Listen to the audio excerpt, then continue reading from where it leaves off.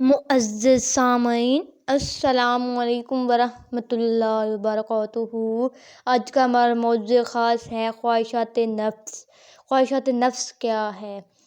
نفس انسانی کی منفی خواہشات و عادات۔ قرآن کریم نے نفس انسانی کی منفی خواہشات و عادات کا تذکرہ نہایت خوبصورت اور دل نشیں پیریا میں کیا ہے۔ اسلوب کلام مذمتی اور ترددی رنگ لے آئے ہوئے ہے۔ ایسے خوبصورت انداز میں دنیا کی بے ثباتی، دھوکہ سامانی کا بیان ہے کہ بات سماع کے دل میں اترتی ہے۔ منفی خواہشات و عادات کا ضرر و نقصان انسان کی انفرادی اور اجتماعی زندگی پر واضح ہو کر سامنے آ جاتا ہے۔ انسان کی سیاسی، تمدنی، عمرانی، نفسانی، تعلیمی اور معاشی زندگی خواہشات کی منفی روح سے متاثر ہوئے بغیر نہیں رہتی۔ یہ حقیقت ہے کہ جب انسان منفی خواہشات کی رد میں بہتا ہے تو گھاٹا و خسارہ میں پڑ جاتا ہے۔ اسلام کے فطرتی احکامات کے خلاف جنگ میں کوئی قوم یا شخص فتح نہیں پا سکتا، اسے بالآخر ہار ماننا پڑتی ہے۔ مثال کے طور پر قرآن کریم نے بعض رشتہ داروں سے نکاح کرنے کو حرام قرار دیا ہے جن کو محرم کہا جاتا ہے۔ اگر لوگ شہوت سے اتنے مغلوب ہو جائیں کہ وہ محرم سے تولیدہ تناسل کا سلسلہ چلانے پر آمادہ ہو جائیں تو باوجہ نافرمانی اور سرکشی انسانیت تباہ ہو کر رہ جائے۔ اس کی تفصیل کا یہ موقع نہیں۔ انسان کی منفی عادات میں سے ایک مال کی محبت ہے۔ مال کی محبت اسے دوڑائے پھراتی ہے۔ اس کی خواہش ہے کہ زیادہ سے زیادہ مال اس کے پاس جمع ہو جائے۔ ارشاد باری تعالیٰ ہے، اور بے شک وہ مال کی محبت بہت سخت ہے۔ خیر سے مراد یہاں مال و دولت ہے، اور مال و دولت سے انسان کی محبت ازر من شمس ہے۔ گناہوں کا یہ سیل، بے پناہ مظلوم کی یہ آندھیاں، مزدوروں اور سرمایہ داروں کے درمیان یہ خونریزیاں، تصادم، سب کے پس پردہ دولت کی یہی بے پناہ محبت اور لالچ کا فرما ہے۔ دوست دوست کو لوٹ رہا ہے، بھائی بھائی کا گلا کاٹ رہا ہے، انسان کے در پہ آزاد ہے۔ یہ سب کچھ دولت کے لالچ کے باعث ہو رہا ہے۔ تمام تعلقات، تمام دوستیاں، تمام رشتہ داریاں دولت کے طلسم ہوش رہ کے سامنے بے معنی ہو کر رہ جاتی ہیں۔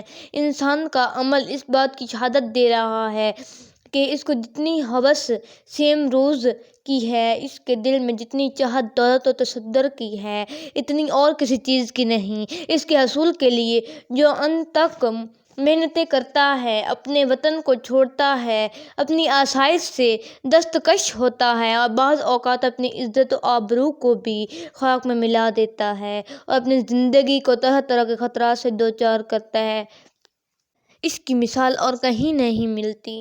معزز سامعین، خواہش نفس جب حق کی رہنما ہو جائے۔ کوئی انسان مومن کامل تو اس وقت بنتا ہے جب اس کی ہوائیں نفس آقا صلی اللہ علیہ وسلم کے لائے ہوئے دین کے تابع ہو جائیں۔ جیسا کہ ارشاد نبوی ہے، حضرت عبداللہ بن عمرو سے روایت ہے کہ حضرت نبی کریم صلی اللہ علیہ وسلم نے فرمایا، تم میں سے کوئی شخص اس وقت تک مومن نہیں ہو سکتا جب تک کہ اس کی خواہش نفس اس دین کے تابع نہ ہو جائے جو میں لے کر آیا ہوں۔ امام نووی نے عربیہ میں کہا کہ یہ حدیث مبارکہ صحیح ہے۔ دور صحابہ کرام میں بھی یہ خبر بھی دے دی گئی کہ ایک وقت آنے والا ہے جب لوگ حق کی رہنما بنانے کی بجائے خواہش نفس کی پیروی کریں گے، بلکہ خواہش نفس کو اپنا محبوب بنا لیں گے۔ ارشاد باری تعالیٰ ہے، کیا آپ نے اس شخص کو دیکھا ہے جس نے اپنی خواہش نفس کو اپنا محبوب بنا لی ہے؟ تو کیا آپ اس پر نگہبان بنیں گے؟ بقول اقبال، خود بدلتے نہیں قرآن کو بدل دیتے ہیں۔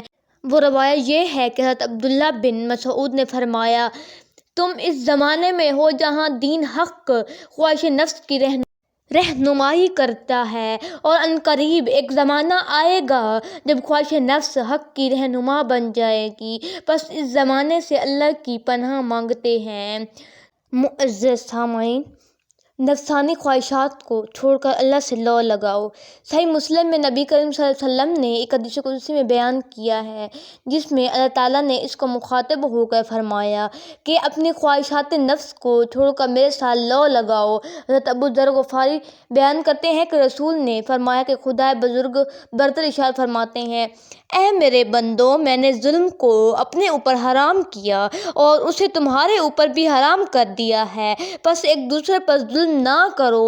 اے میرے بندو، تم سب بے راہ ہو مگر جس کو میں سیدھی راہ پر چلاؤں، پس مجھ ہی سے ہدایت مانگو، میں تمہیں ہدایت دوں گا۔ اے میرے بندو، تم سب بھوکے ہو مگر جس کو میں کھانا کھلاؤں، پس تم مجھے سے کھانا مانگو، میں تمہیں کھلاؤں گا۔ اے میرے بندو، تم سب عاریہ ہو مگر جس کو میں پہناؤں، تم مجھ سے لباس مانگو، میں تمہیں پہناؤں گا۔ اے میرے بندو، تم سب رات دن خطا کرتے ہو، میں سب کے گناہ بخشنے والا ہوں، تم سب مجھ سے بخشش مانگو، میں تمہیں بخش دوں گا۔ اے میرے بندو، تم مجھ کو ضرور نہیں پہچان سکتے، مجھے ضر پہنچاؤ، نہ تم مجھے نفع پہنچا سکتے ہو نہ مجھے نفع پہنچاؤ۔ اے میرے بندو، اگر اول سے آخر تک سب انسان اور جن تم میں سے سب سے زیادہ متقی دل والے آدمی کی طرح ہو جائیں تو اس سے میری بادشاہیت میں کچھ بڑھ نہیں جائے گا۔ اے میرے بندو، اگر اول سے آخر تک سب انسان اور جن تم میں سے سب سے زیادہ بدکار دل والے آدمی کی طرح بن جاؤ تو اس سے میرے ملک میں کوئی نقصان واقع نہیں ہوگا۔ اے میرے بندو، اگر اول سے آخر تک سب انسان اور جن ایک میدان میں جمع ہو جائیں اور مجھ سے اپنی مرادیں مانگیں، میں ہر ایک کی مراد پوری کر دوں گا، تو اس سے میرے خزانے میں اس سے زیادہ کم نہیں ہو سکتا جتنا کہ سوئی کو دریا میں داخل کر کے نکال لینے سے دریا کا پانی کم ہوتا ہے۔ اے میرے بندو، یہ تمہارے عمل ہیں جنہیں میں تمہارے لیے ہی گن گن کر رکھتا ہوں اور پھر تمہیں وہ پورے پورے دوں گا، پس جو بھلائی پائے وہ خدا کی حمد کرے اور جو اس کے سوا پائے وہ اپنے آپ کو ہی ملامت کرے۔ معزز سامعین، سب سے برا بندہ وہ ہے جس کو خواہشات نفس گمراہ کر دے، سب سے برا وہ ہے جسے خواہشات نفس ذلیل کر دے۔